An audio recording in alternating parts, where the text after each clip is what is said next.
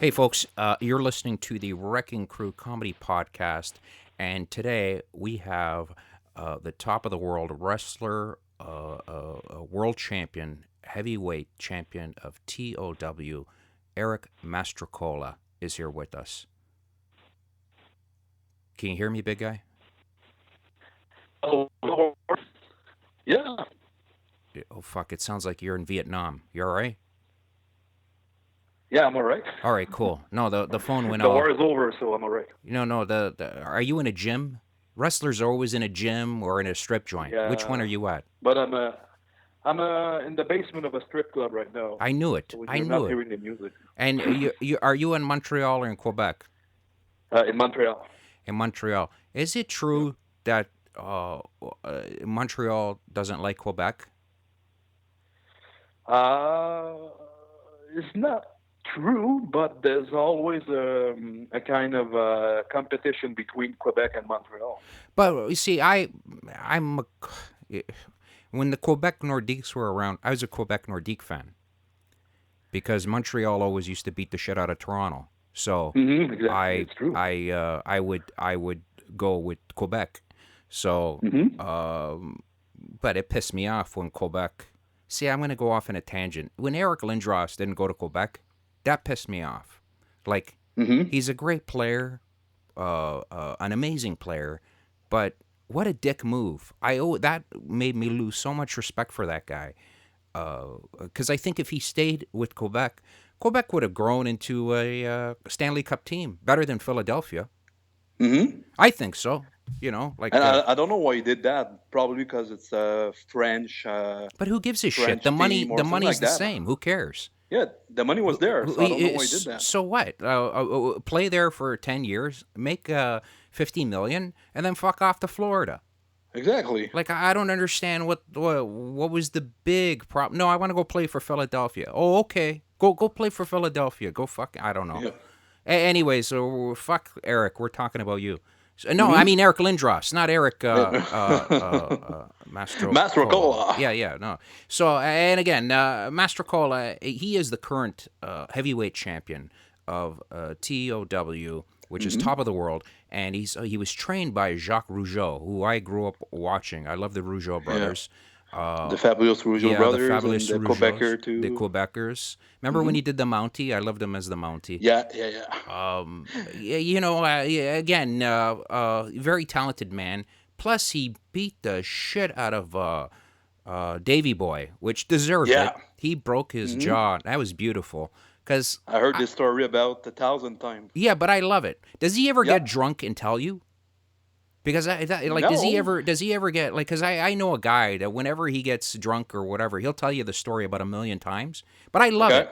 You know, I love the story where he just grabbed a bunch of quarters in his hand. His brother was tougher than him, actually. Was it? Yeah. Right. Yeah. So, Ray. Ray was considered tougher. So I'm surprised Ray never smashed his face in. But whatever. Jacques said, "Fuck it, I'll do it." But to me. What was cool about that was it's like, don't let people bully you. Don't fucking, because remember when he went in the locker room, Dino Bravo gave him that look like, hey man, you're getting, like he lost respect. And it's like, I that would have pissed me off just to have Dino Bravo look at me like I was fucking, because they're, from the same area. Dino's giving him that look like, you better go kick his ass because it's looking bad for us. Right? We're looking like wimps. So Jacques said, all right. And Jacques did something beautiful. Smashed his face. And did he learn? No, because I think once you're a bully, you're a bully. But he learned not to fuck with the Rougeaus, which I thought was beautiful. And they've been released a few months after the Bulldog. Yeah, it was a big mess. Like, Pat Patterson went crazy because he punched him right in front of Pat Patterson. Pat Patterson screaming, oh, no, which I would have loved it. Yeah. No. Oh, God. And to me, it's like, I would have loved it. I would have been like, keep hitting him, Then, what was it? They asked for their release, which to me, you see, that's what wrestling what I miss. You can tell when two guys, there's heat between two people. You could tell. I don't care either they're amazing actors or there is genuine heat. And with the Rougeaus and the Bulldogs, when you watch the old matches, there was a heat there, okay? Yeah. And that to me is something that is missing these days, a lot, because I never liked it when they told people about, hey, this is fake, this is written, we have writers. That bothered me. I always said just keep. I liked it as when it was the mafia. You're in a gang. You keep your mouth shut. If you were to ask a wrestler, is it fake? He'd smash your face in back then. Of course. Even if you were a reporter, anybody. I don't know why you would ask somebody something so stupid. To me, that is an offensive thing to do that to somebody. So the days of keep it secret, you're in a club and it's kind of like, the mob, it's protected. I like that. That to me was the way wrestling should be, not this we got writers, we got the, like, you could hide the writers, but don't say that it's fake or it's predetermined. No. I hate that. To me, it's like, why would I watch, it took me a long time to watch the Titanic because I fucking knew the ending. Exactly. Everybody knew the ending. Yeah. It's like, why would I watch this fucking movie if I know everyone's gonna die at the end? So it's like, don't tell me what's gonna happen. I don't care. It's like seeing a magician. I don't want to know how you do your magic. I want to see the magic.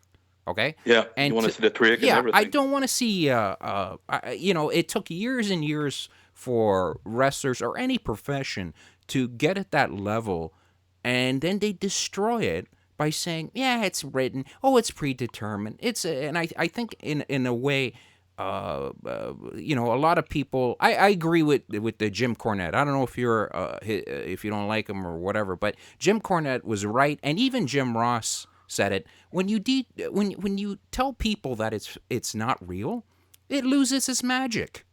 Okay, and anyway, so.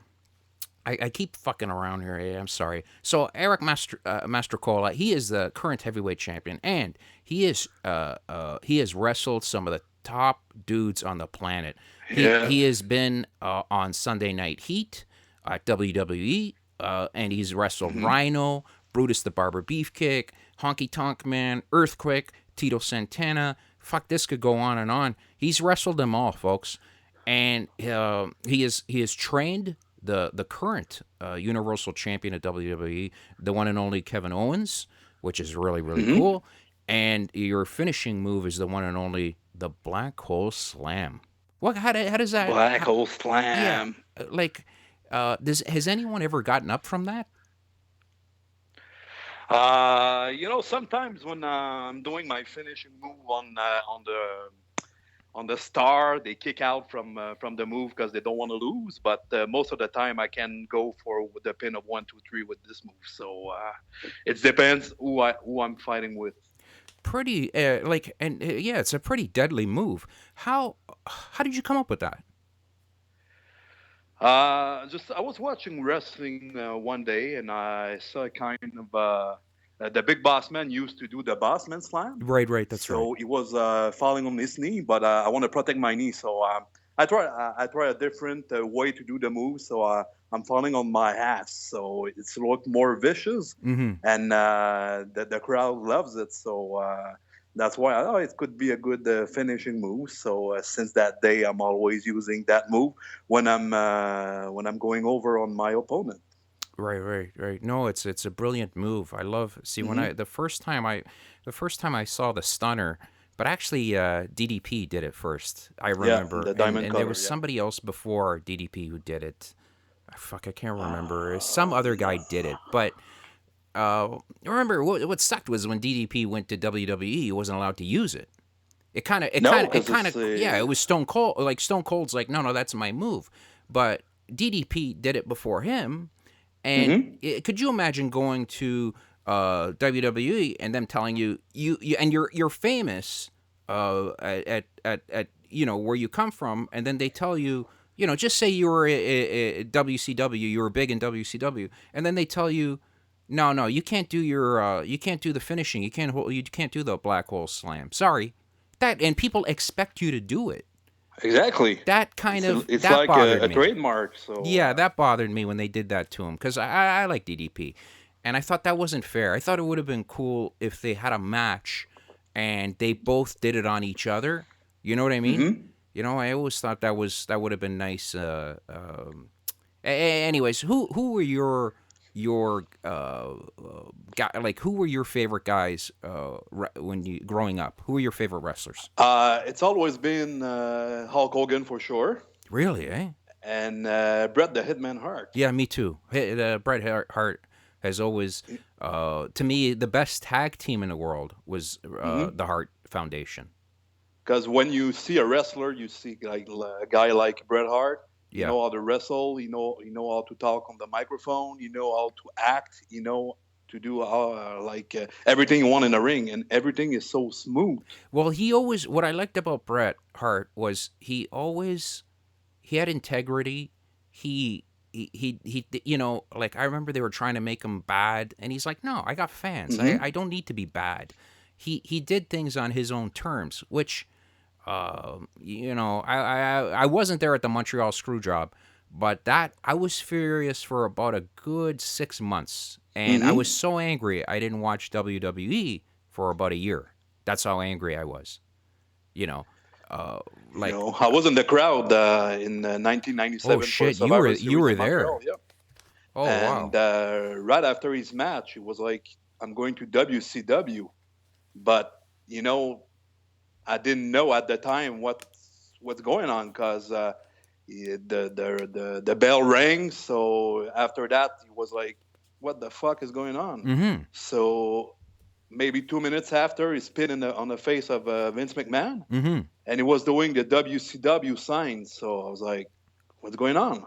Oh, and yeah. the day after, I saw that on TV. So okay, it's been a screw job. So, but nobody expect that. In No, the crowd, that everyone was concerned. Like, what's going on? Why are you losing in Montreal? Because at the time, the big rivalry between the United States and Canada, because he Yes. was in the Yes. Canada team against the United States, and it was over like $1 million. Oh fuck! It was in unreal. Montreal. It was unreal. So nobody was like, "What's going on here?" So when he did the WCW sign, I thought to myself, "Okay, he's going on Monday Night Raw on WCW." But the day after, when I found out what really happened, I was like, "Oh my goodness, I can't believe it." Yeah, that was. 'cause I've never been so pissed off watching him. It was like I was angry, but I was shocked when I remember when the fuck he got hit over the head with a coconut with remember what's his Piper hit him with the coconut. I was so. I was like, why aren't they calling the police? I was a little, I was 10 years old. I was like, why aren't they calling the police? I told my grandmother. We used to watch wrestling together. And my grandmother would just go, fuck, they got to call the police on this guy. Piper, the people don't understand, the heat Piper used to, there was a hate back then, where these days you love a bad guy, right? A CM Punk, you love a guy like that because he's bad, or you remember when Stone Cold, it was confusing when he was so bad, so mean, people loved him for it. But when I was growing up, if you were that brutal, that mean, people viscerally hated you. Okay? Yeah, exactly. It wasn't like they liked you or anything. They really hated you. And I remember, just seeing that, I was furious. I was screaming at the TV going, what the fuck? Call the police. Call the police. Like, I was like, he can't do that to Superfly. I was absolutely stunned that he was doing that. And the way, years later, you find out after that when he did it to Superfly, he really hit him hard with the coconut. He knocked him out. You know what I mean? Like, he really did knock the shit out of him. And that was Piper in character. Piper, you ever see when Piper would get into the ring and his eyes, he'd start shaking in his eyes. Yeah. And he used to get, as a kid, he used to scare me, because the guy looked like oh fuck, he looked like a person that he'd kill you. He looked like a guy that you wouldn't want to come home and like, you wouldn't want to meet in an alley. Okay, he wasn't the biggest guy. He didn't have muscles come out of his neck. But if people say that and I go, look at him, look at him back then. He was a big boy. He really had nice size to him. But something about him. He had this like Dean Ambrose. I'm sorry, doesn't do it for me. I don't like. To me, he just doesn't. Okay. He's the new generation of wrestling. Yeah, but he doesn't. You see the difference between now and 2004 when I was there. In 2004, the only thing you need was a good physique. Like you don't need a lot of wrestling skill you don't need a lot of mic skill. But now, if you have the wrestling skill, you can be there. That's the biggest difference because I was an extra as on the Survivor Series last week, right? And I was backstage, and the first thing come up to my mind was, "Oh my goodness, it's changed a lot since the last 10 years." But that's the thing of wrestling, Eric. Wrestling evolves. It has to evolve. Yeah. Like remember how. Like I wanted to ask you, what did you think of Brock Lesnar and Goldberg? What did you think of that match? No one expect the finisher because I was watching the match with the talent viewing area, so every wrestler was watching the match with me on the big TV screen. And after the first spears, everyone was like, okay, something's gonna happen. Brock's gonna do something, because he cannot been spear like that and doing nothing. So after the second spears, everyone was like, "Yeah, I know." Okay, so what's next? And when he grabbed him for the jackhammer, and somebody say something like, "He's gonna kick out for sure. He's gonna kick the shit out of Goldberg after." So after the count of 3. There's a big. I heard like a big. Oh my God! Yeah. Every wrestler was watching the match, and nobody knew the ending of the match. So everyone was shocked. Brock is the main guy of the company since 4 or 5 years now, and he didn't do a single move in the match. So he didn't do nothing. Yeah. And I didn't have the chance to meet Brock during the day, but I met Goldberg, shook his hand, and hi, my name is Eric, blah blah blah, stuff like that. And I didn't see Goldberg didn't see Brock for the day. But at the end of the match, you met Goldberg. You met Goldberg? Yeah. What's he like? Yeah, he's such a good guy. Good guy. That's everybody says that about him. Everybody. Yeah. It's if you're he's an icon. Unless you're Chris Jericho. WCW. Huh? Unless you're Chris Jericho. Yeah.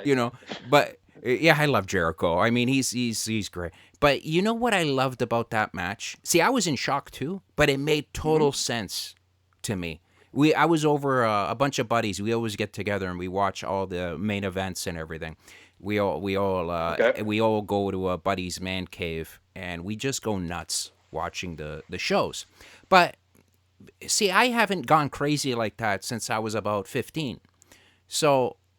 Okay. With the beauty of it was, it made sense to me because everybody wants the old Goldberg, right? Everybody wants that magic. Nobody wants to see Goldberg breathing out of their mouth, sweating, having a hard time with somebody. Goldberg is an ass kicker. Goldberg. It destroys anything put in front of him. And that's how he was brought in WCW. So everybody remembers that. So I think it was they did it so well. And for Lesnar, I think Lesnar likes Goldberg, okay? Because if he didn't like him, he would never do that, okay? Of course. But see, in the olden days, what I was told, I listened to Jim Ross about it, and he was right. JR was totally right about it. He said in the olden days, they used to do this, you do this once every 10 years. Because what happens is see, if just say we wrestled and I did that to you, and I beat you. You were supposed to be. You're the champion. Okay, you are the champion, and I beat you like that. You would sit there and say to everybody, that's luck, guys. Are you fucking kidding me? He beat me in 80 seconds. Like that will never happen again. Okay, so next time we meet, it's going to be a different story. It's a beautiful way of bringing Goldberg back, showing people who Goldberg was, the level. He was the guy that destroyed everybody, and then can you imagine how much people will buy the next pay-per-view? That's exactly it, right there. To me, that makes total sense. It's marketing. People got angry, and I was like, "Are you crazy? You just saw a 50-minute match just before. What are you pissed off about? You saw a great match. If I saw Goldberg sweating and breathing and all this bullshit, that wouldn't have been magic to me. Okay." To see that was so beautiful, to see the monster Brock get slaughtered. And I'm a Brock Lesnar fan too, but to see him get beaten like that was beautiful. Like, I fucking loved it. I mean, I was angry when he beat the shit out of Randy. I mean, he really did a number on Randy. When he beat Undertaker's record, I was pissed off about that. Yeah, okay? Me too. So it was like, why did he have to do that? Why couldn't he just leave the record the way it is? But you got to remember, they built Brock to be this fucking beast, okay? And then to bring Goldberg in there, let's face it, Goldberg's still built like a shipwreck house, right? What? So he went in there, and it was beautiful. It was muscle upon muscle, brute against brute. Yeah. It was like, to me, it was beyond the main event. It had this. I haven't seen a match like that in years where, the hairs on the back of your neck stand up. You're like, holy fuck, he hit him with a spear. Now he hit him with a spear. Now. And then he hit him with another spear. Holy fuck. No one ever gets up from two spears. No one ever gets up from two spears. And then he puts him in the jackhammer. Holy fuck. I was on my knees going crazy, Boom. It was beautiful. I mean, to me, that is wrestling. To me, so what? It was 80 seconds. To me, and the crowd in the arena was chanting "Go!" Oh yeah, for about 10 minutes after. Yeah, that to me is how wrestling should be. Okay, it should be. The fans go home happy. They do. The people that complain that they wanted it longer, I think if they really thought about it, they would rather see Brock lose like that than have a 30-minute match. Yeah, I think so. But remember when Honky Tonk, and you wrestled Honky Tonk. Remember when Honky Tonk? When we think of Ultimate Warrior, we don't think of the Ultimate Warrior at the Hall of Fame. When I think of Ultimate Warrior, I think of the 1980s monster. Okay. Yeah. I don't think of the man that walked in with a suit, shaved hair, older guy, gray beard. That is not, to me, no. That is not the Ultimate Warrior. I'm sorry, okay? When I think of Warrior, I think of the old Warrior, muscles, exactly. You know what I mean? And that... Running into the ring. Yes, running into the ring like a maniac. See, my son's favorite wrestler is John Cena. But okay. I always watch old wrestling. So whenever he sees the Warrior... And like my son gets confused because he's young, but he doesn't understand...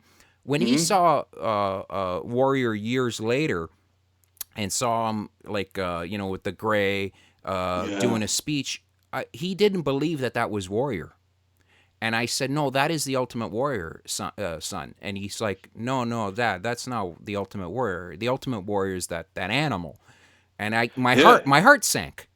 He was doing 2-minute matches and kicking the shit out of his opponent. Boom, boom, boom. Yes, remember the big splash and it's over. Yes, remember. Warrior. That is magic. That is what people want to see. You want to see a monster. Remember, Honky Tonk Man lost. Remember, Honky Tonk Man had the title he was the longest reigning champion. Yeah, and exactly. He had 22 months, 22 or 24. Yeah, something like that. So it was huge, right? He holds the record for it. And then and then I thought it was going to be a long match. Holy shit! He went in there and slaughtered Honky Tonk. But did you see the pop he got out of the crowd? The crowd went fucking retarded. They went crazy. You know, the way Ultimate Warrior was wrestling, you cannot have like 10-minute no, match. you can't. He Because it's wasn't running everywhere. Yeah. You know, you cannot have a 10-minute match. It's going to be blow off after 2 minutes. Yes, exactly. And that's what I was worried about. I was really worried about Goldberg, about him blowing up, because you're a professional wrestler, okay? You know that if you don't wrestle, if you haven't been in the ring in about a year, when you go to the ring, you know how easily and how bad you will look if you blow up in the ring.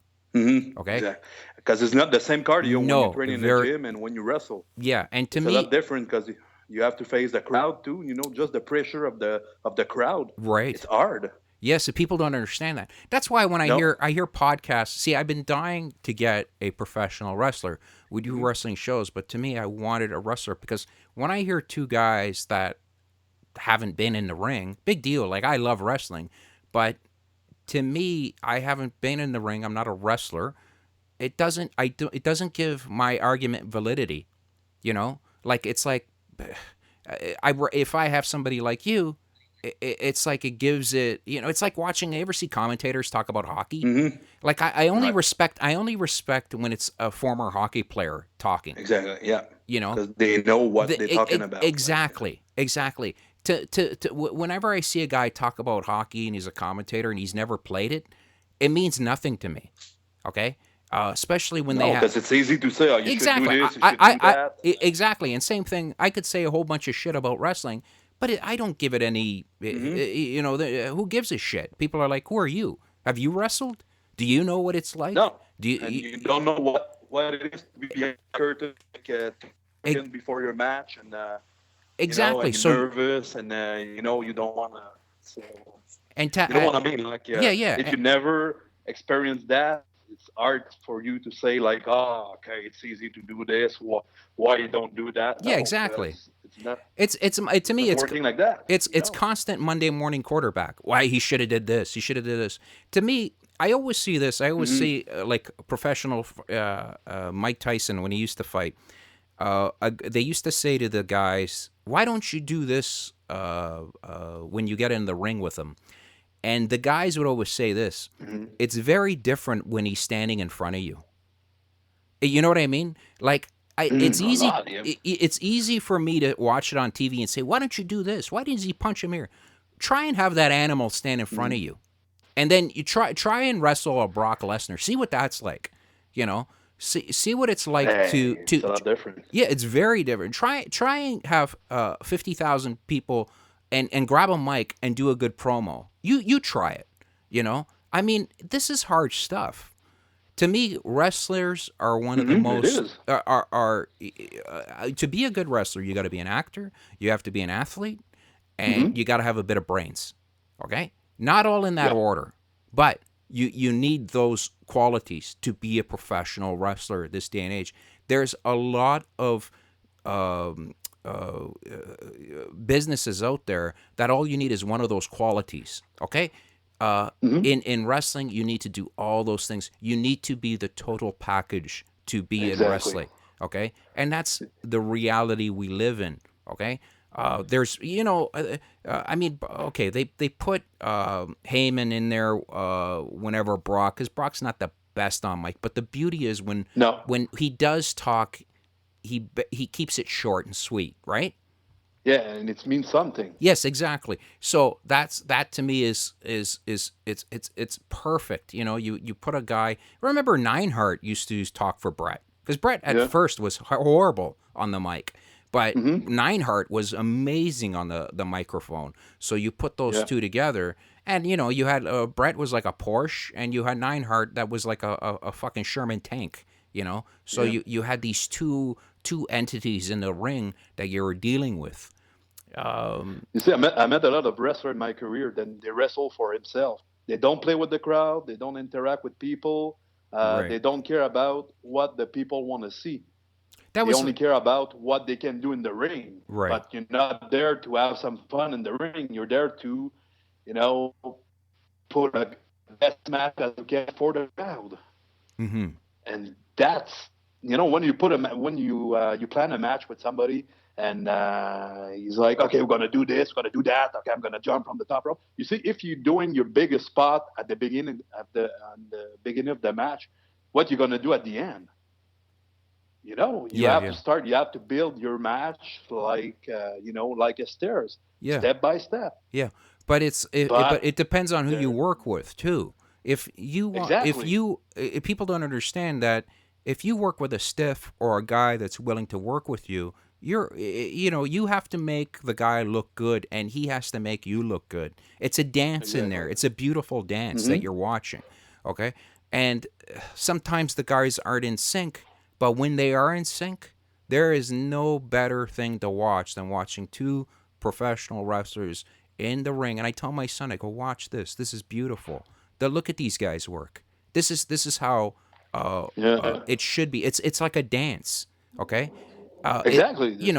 And that's so when you wrestled, I'm going to name a couple guys. Rhino. What's it like wrestling that guy? He looks like a brick. How can you even pick that guy up? He really looks like a rhino. Yeah, but it's so easy because he's a big guy. He is. I think he was around 270 when I wrestled him. And when you wrestle people like that,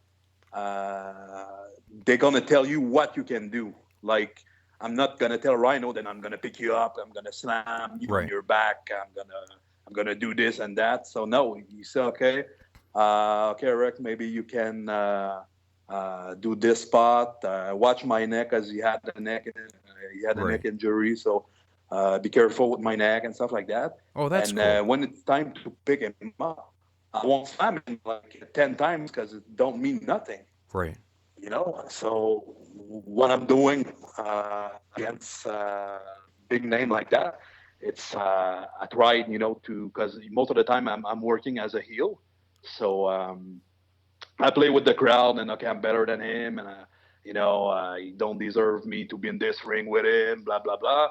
So after, when we start the match, I try to cheat and stuff like that, so I don't have to kill my opponent to get some heat with the crowd. And when it's time to wrestle and run into the ropes, we helping each other. So if I make him look good, he's gonna make me look good too. So it's working on two ways. So no, he was a very, very kind man, and he helped me like. He said, okay, all the match, try to pick me up, and at the end, when it's time to go home, pick me up and do me a big move. So boom, and everyone was like, okay, my God, he pick up right on his shoulder, and he did that. Okay, the people will remember this move. Yes, I don't have to do like 25 move in my match. Yes. They will all remember when I pick him up on my shoulder. So that's what I was telling you earlier. Then when you build a match, you have to do it step by step. Yeah. So, but at the end, I will be honest with you, when he gave me his spear, I didn't have to help him to take the bump on my back. He run into me like he was a rhino. So yeah. He almost fell a 15-foot in the corner of the ring. So he's such a professional, and all the people I have the chance to my life was they were real professionals. So it's like I followed them in the ring, and everything is going good. Like even with Bruce Beefcake, he was running after me outside of the ring to cut my hair, and we don't have to kill each other in the ring, but the crowd was like, "Oh my God, it's gonna cut his hair." Yeah, that's me. We didn't do nothing. He was sick. Yeah, to me that's beautiful. Exactly. So the wrestling has changed because now the people want to see a lot of big move and put your life on the line because he's gonna jump from the top. Oh yeah, I don't like. I'm not into that shit. No, but you don't have to do that. No, you don't. Work your gimmick, work your character, and it's. I think it's poisoning. It's desensitizing people too much. Okay, it's making people wanting more. And you see, I was never crazy about ECW because to see Sabu kill himself like that, I said to myself, in 15 years, that guy's going to be in a wheelchair. Of course. Because to me, instead of yelling Sabu, they're yelling ECW. Well, if I'm, to me, I'd yell, Eric Mastrocola. Not your ECW. I'd yell your name, not your company. Exactly. Because I want to see you. And I always thought the guys are killing themselves. Like there was this thing I was going to ask you about. I saw it on Vice News, and it's like wrestling deathmatch, and it just turned me right off. Like I'm like, that's not wrestling. That to me is nothing enjoyable about that. To me, it's a bunch of guys that enjoy hurting themselves. To me, that's not wrestling. To me, wrestling is you have respect for your opponent. Okay. If you make it look like that you hurt your opponent, great. The reality is you did not, because it's called you have to work with this man. Okay. There's no respect. There's zero respect. It's beating the shit out of each other for real. For what, man? Like, what the fuck would I go see that for? To go see you, get hit in the head with a barbed wire? How is that I'm a pretty violent guy, but I don't want to see that. I don't want to take my son to see that. I have no, seeing a guy jump on another guy with a chair on his head. Fuck, Eric, why? Why would I, what is the point? Why do you want to kill yourself, man?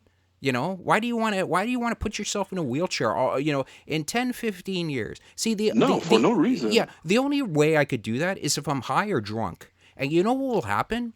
I'll pay for it because my body will sit there and say, you didn't feel the pain when you were supposed to feel the pain, and now you fucked yourself up. Yep. Okay? So I don't get that, man. I don't get why, to me, wrestling is not wrestling. That to me is not wrestling. That is not a part of wrestling. That is something. No, this is not entertainment. Yeah, that is something completely different. To me, like my buddies that watch wrestling want nothing to do with that. No, because it's easy to punch someone in the face and hurt him for real. Yeah, of course, but the magical in wrestling, it's punch someone on the face and don't hurt him, but the people in the crowd believe that you kick the shit out of him. Yes, but that to me is the beauty. That's exactly the beauty. See, wrestling is a guy soap opera. I love the story. To me, it's important. If there's a good story, it's very important, okay? Yeah. And sometimes just having a good story, why you hate the guy, he stole your car, trying to steal your girlfriend, crank calls your mother. I mean, whatever, man. It's got to have a good story where you watch it and I hate the guy, okay? Like I sit there and I go, I want to see this guy get his head kicked in, but not for real, for fuck's sakes. I don't want to see, what was it?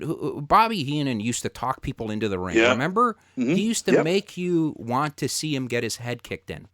Okay? But it was beautiful. Okay? These days, seeing a guy falling on a bed of what are they? Nails? Glass. What the fuck is wrong with people, man? Like, to me, it's like, well, wrestlers work really hard to have a good physique. Why would you want to carve yourself up? Exactly. For what? I mean, does that look good for pictures? I mean, the point of wrestling is girls go there, they get horny, they watch the guys, and then you can take them home and fuck them. You know what I mean? Like, how is a girl going to get horny watching a guy bleeding all over the ring? Yeah. Bleeding and have scars on the that was the to me that's don't want to see that. That's just that is not wrestling. I don't know what the fuck that is, but if people are into that, dude, whatever you want, do whatever you want, but to me that is not wrestling. I want to see wrestling. I want the jobbers to come back. I think it's important to have jobbers, okay? And I'm glad they're kind of bringing that back. And to me, Mike Sharp, I respected Mike Sharp, okay? Yeah. I knew what he was all about, and Mike was great, Okay, it sucks that he's gone, but uh, having a good jobber in there is incredibly important, because at the end of the month, when I see the champion fight, it's going to be for the gold. It's going to be against a guy Exactly. that's just as bad as he is. You know what I mean? It means something, like, Yes. and his job was to make the guy looking good. Yes. So, If you have a good jobber, the wrestler in the front of the jobber would look good. yeah. If the jobber don't do the right job, the wrestler won't look like shit, and nobody want to see that. Yeah. And and it's even like the pay-per-view. Why I'm gonna buy a pay-per-view if I can see the same match the day after on Monday Night Raw? Exactly. To me, it's like, why would I want to see that shit if you're putting it on for free right now? Why the fuck why would I want to watch this and pay money to see this when I'm watching the champion right now beat up another champion? Mm-hmm. I never understood that. I see. We live in a time. What bothers me is we want everything now. There's no like what you were saying, in a match, it's like building a cake. There's layers to it. Mm-hmm. There's a storyline to it. The guy that you were fighting 3 weeks ago, he did something. You got to understand that this is a soap opera, okay? So it's the story. These days, there's none of that. People, their level of watching shit is zero, which I understand that they got to speed it up, but bring it back. Bring it back to the way it once was. Bring back the storylines that bring it back. Slow it down, man. Don't have fucking... Because now there's one pay-per-view a month, so that's why the story are short. Remember when they used to bring out... I remember they used to bring out Andre the Giant once in a while, okay? Mm-hmm. And it was a big deal. When Andre came, everybody went crazy. Everybody went loopy for Andre. And then you got a guy like Big Show, you bring him out all the time, he loses the luster. He's always there. Mm-hmm. I see the bit, after a while you get used to a giant, believe it or not. Okay? Well, don't bring him out once in a while. It doesn't mean nothing to say giant. Bring out the champion once in a while, and people love that shit. Is he going to show up tonight? I remember in the 80s, sometimes they would have the champion pre-taped, right? Someplace else, just to get the audience going. The audience loved it, just to get a glimpse of him, right? So these days, it's not like that. We live in a society of, we want it now. We want to see blood. We want to see guys getting hurt. I don't want to see guys get hurt. I don't want to see. To me, it's like, how is that enjoyable? Exactly. If you want to see that, you should watch UFC. Go watch something. Hey, don't get me wrong. UFC is okay. I'm more of a wrestling person. That's cool. That's a different animal. If you want to see that, it's like soccer and football. I mean, soccer and baseball. Whatever is your kick, go watch it. But don't already fuck up the sport. Keep it the way it is. No. Keep wrestling the way it is. Now, how did you being a champion, how did you start off? Like, when did you realize that you wanted to be a wrestler? I realized that I want to be a wrestler when I was 5 years old. I was watching wrestling with my dad, because my mom and dad are very big wrestling fans. Right. So I remember one time I told my dad, it was like, one day I'm going to be there. It was like, okay. It's like when your son telling you, I want to play for the Montreal Canadiens. So, okay. And at the age of 13 years old, my parents asked me what I want for Christmas. I was like, I want to meet Jacques Rougeau. Right. He said, okay. And what I'm supposed to do, I just call him and, hey, my son want to meet you. Can you? So, but he knew that he had a gym in Rawdon, his hometown. So he called at the gym and he spoke with his ex-wife, and he set up a meeting with Jacques. So he at did. Christmas, he gave me a kind of a sheet wrote like Jacques want to meet you in March He will be in town in March, so you got to meet him with Jacques. It was the biggest surprise of my life. Right, right. And I met Jacques, and at 13 years old, I was like 5'10" and 190 pounds, something like that. So he said, usually to be a member of my gym, you have to be at least 16 years old. But for a 13 years old guy, you look like a man. So you can train to my gym. How And tall were from a you? thing to Wait, another. Eric. How tall were you back then? At what 13? How? At 13 years old, I was 5'10". Okay, holy shit, that is big. So yeah. For a 13-year And old, that is big. from there, yeah. Yeah, I was at 190 pounds too, so I was, but not in really, really good shape, but I was big. Right. And I told him, my dream is to become a professional wrestler. He said, okay, so you're too young for now, but, keep on training, and I'm going to see what I can do. So for 4 years after, he make a return in WCW as the amazing French Canadian with Carl Ouellet. Mm-hmm. And he needs someone to practice all the moves on him. So he said, Eric, do you want to be the dummy for me and Carl? Because we have to practice some moves. And I was like, of course I want to be the dummy, because my dream was to step in the ring with the Quebecers, but now we'll step in the ring with the amazing French Canadians. Yes. So he practiced all the moves on me, and since that day, I never stopped. A year after, he opened his wrestling school, so I helped him up to train guys. And after I became the main trainer of the Jacques Rougeau Wrestling School for about 10 years, and I had the chance to train a lot of guys, maybe over than 200 guys I trained for Jacques. So and he had his own federation too. So we did a lot of things together, and he brought me to the WWE in 2004 on Sunday Night Heat, and he helped me a lot with my career. Now we have.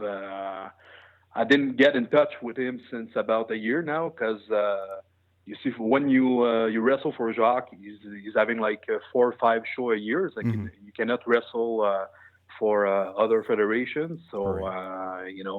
now I'm 36 years old. I want to wrestle for fun. So I want to wrestle with my friends here and there. So that's why I quit the Jacques company. But I did a lot of good thing with him. So since that means then I'm 36 years old, and I almost have like 20 years career now. So, I did a lot of things. So my body's not too fucked up, but you see, when I wake up in the morning, sometime I'm like, oh my God, my back is killing me, right. and my knee too.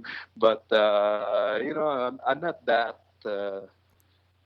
broken. So I'm happy with that. Oh, that's good. That's good. Well, You are the champion. You're the top of the Yeah. world champ. You're the T.O.W. champ, Exactly. current I beat heavyweight Sylvain champion. Grenier, Yeah. Do you remember La Résistance in the WWE? Say that again. Sylvain Grenier and La Résistance. Sylvain Yeah, Grenier yes. Robert Conway. Yeah. So I beat Sylvain for the title. So that's why I became the T.O.W. champion last summer. That's incredible. And you've held the crown since then. Yeah. That's incredible. So you've had... So, to make some money in wrestling, you have to be a big heel or a big baby face as a good guy. Right. Because when you wrestle, if you create a kind of, if you have eat with the people, they're going to buy tickets to see you. And if they love you, they're going to buy tickets to see you too. So you make money when you're a big heel or a big baby face. Mm-hmm. So I always been a heel. So, I'm working as a bad guy since almost 20 years now. But it's easy for me to be heel. So, most guys, it's funny. Most guys like being heels. Yeah. I don't know why, because it's play with I love to play with the crowd. So yes. It's easy to be, boo and everything. So I said, okay, I will be heel, but in my personal life, I'm not a heel. Well, of course, I have family, I have kids, I want to play with them. But when I'm in the ring, I'm in character, so I like to be like big heel, mean, cheats, and stuff like that. Yes. You know, the people and create a good reaction. So that's why it's worked like for me, because I always play with the crowd, and you know, and the people loves it. So. And what would you say is like a match that you've always you just it was like a wonderful magical match for you? Probably the match I did on Sunday night. Oh yes, You yes, yes. know, yeah, because they were asking me to be at the Bell Center at 1 o'clock in the afternoon, and didn't expect nothing. Like I don't know if I had a match. I don't know what I'm gonna do. And around 3 o'clock, they come up to me and a good friend of mine, Jean-Frédéric Clément, and they were asking us, "Okay, guys, you're gonna face Rosie and the Hurricane tonight." So okay, so Rosie's a big guy, you know. Yeah, He's 6'6" and 500 pounds, and the Hurricane was a good baby face too. Okay, so they were asking us to be in on the main. The main roster for one night. I was like, okay, it's unbelievable. So we put a very good match together, and right after my match, I don't remember nothing. You know, I was probably too nervous. I was probably too, you know, and we did a hell of a match. And after the match, I was like, I was trying to remember what I did in the ring, and total blank. Yeah. I have no idea what I did. But thanks God, I saw the match on TV the week after. But you see, I was so nervous, so I forgot everything. But it's probably the biggest highlights of my career. That is absolutely incredible. Not a lot of people could say they did that. Mm-hmm. You know, not a lot of people. No. You know, that is Nope. absolutely. I think I don't know if I ship myself right on national TV. Maybe that'd be a good thing, but I don't know. I would. My nerves would just be so. It freaks me out watching a guy on a mic. You know, like I do stand up, but it's different when I know what I'm gonna say. When you grab a mic and you got people yelling and screaming at you and giving you the finger, fuck, you gotta concentrate. You gotta. You know, now it's you know, you're not in a room with 100 people. You're in there with thousands of people watching your every move. If you jump off a rope the wrong way, fall, you know they're gonna laugh at you. You have so many eyes watching you. You know Vince McMahon is watching you. That in itself makes a guy fucking nervous. Exactly. He was the last person I saw before my match. Vince McMahon was right behind the curtain, so naked. You know, then he's watching you, so you don't want to make mistake in the ring, and you don't want to look like a jabroni too. So you don't. Yeah, you just did he give you the thumbs up? Did he pat you on the shoulder and say everything's okay? He said, "If you fuck up, you're fired." No, he said that. He said, "Don't kill yourself to impress me, because I saw everything in the wrestling business." That's nice. I know. That was mean something like, "Don't kill you." You know, you're not gonna impress me if you took a bump on your head, or you're gonna jump from the top to the floor. So do what you have to do, and be solid in the ring. That's all. Yeah. So I've done the same thing. There's a Mark Breslin, who's a comedian who owns Yuck Yucks. I remember I had to perform in front of him, and he said, "Just be yourself. Don't." And he just stared at me. He didn't laugh at one thing. It was a weird sensation. Just having the boss stare at you, and he tells you, you know that he has seen everything. Don't try not to do something stupid. And exactly. I think he's saying it. I think in a way he said it to you that he didn't want you to jump off the top rope and break your neck, just to impress him. You know what I mean? Mm-hmm. Because that would have been bad for you. But I'm sure guys have done that where they go, I'm going to do everything to impress him. And for sure. They do something stupid, and he is the wrong guy to piss off. Mm-hmm. And this guy can change your life forever. Sure. Because if he likes you, the next step, maybe we can talk about another shot, or maybe you can go to the training camp, or you can go. Yeah. So he knew then you want to do everything you can in the world to be like a star for one night. So But that's why probably he told me, take care of you and but you know do what's what you have to cool, do. Eric? He knows that you have a pedigree, right? If you came from the Rougeau school, he knows that you know your shit. Right? He's not going to put Yep. anybody up there. He's not going to No, put some no. guy that goes to the gym. Hey, this guy's pretty good. He's not going to put that product on TV. You have to remember you're a product. Okay? Yeah, exactly. So he's not going to put somebody that does not know what they're doing. This is the big show. You got to remember the WWE is the Formula One of racing of the world. It's Yeah. the number one, right?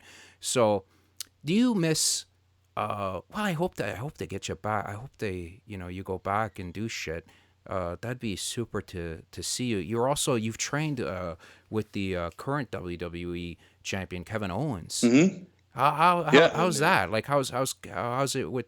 Is he a nice guy? He's such a nice guy. He stayed the same guy you were Good. at 15 years old. And You he knew gave him. me a You good knew him when he chance. was 15. Yeah. Incredible. Yeah, and the night before his first match, he slept to my house and he didn't shut his mouth for 1 minute from midnight to 7 in the morning. He was so nervous. I was like, Kevin, would you shut the fuck up, please? I try to sleep. Yeah, but if I'm doing this instead of that, then I'm gonna do no, Kevin, just focus on your match and you practice your match like. 25 times so you know what you have to do and keep it simple. It was like, okay, but I want to look good and I want to and then now he's the champion of the WWE. So That's incredible, eh? yeah, and he's been on the road for 10 years. He's been to Japan, Australia, Europe. He's been everywhere. Well, same with you. You've been all over the place too. You've wrestled all Yeah, I over had the the world chance to too. wrestle in 5 different countries, in England, Scotland, Netherlands, United States. And, how are the fans in England? Do they really are they really big wrestling fans there?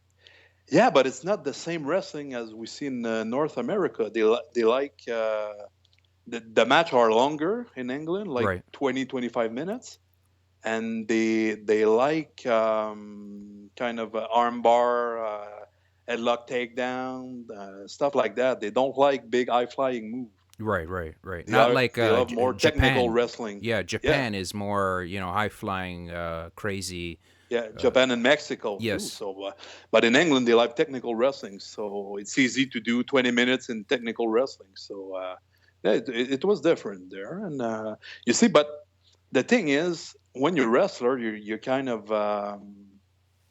a worker. I was always alone when I was doing tour.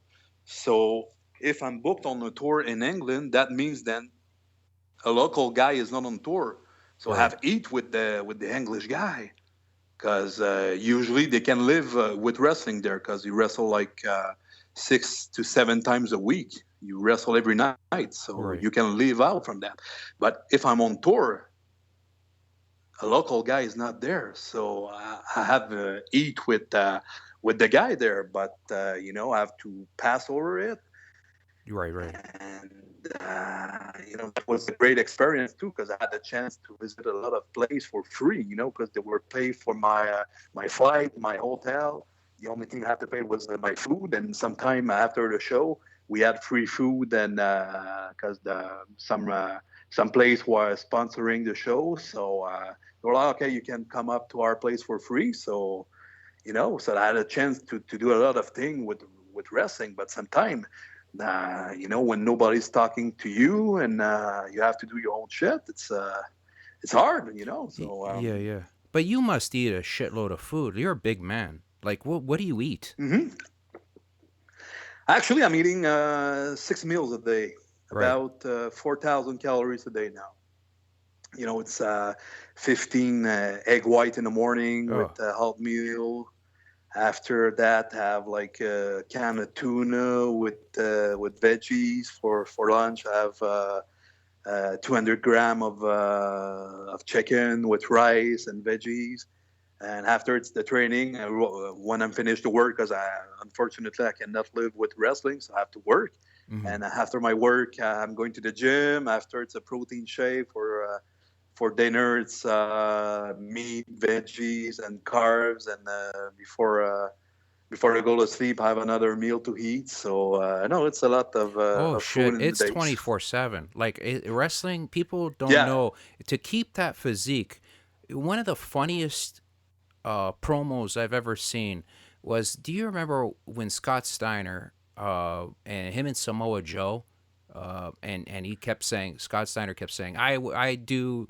I eat 47 eggs, 37 steaks, and Yeah, yeah, I remember that. you eat Twinkie, you know, you have a box of donuts, and I have blah blah blah. Like he's just, it was beautiful. It was actually one of the funniest promos I've ever seen. But a wrestler, to me, when I see you and I gotta give a shout out to Patrick Lavaquest. How do you say his last name? Patrick Lavaquest. Levesque.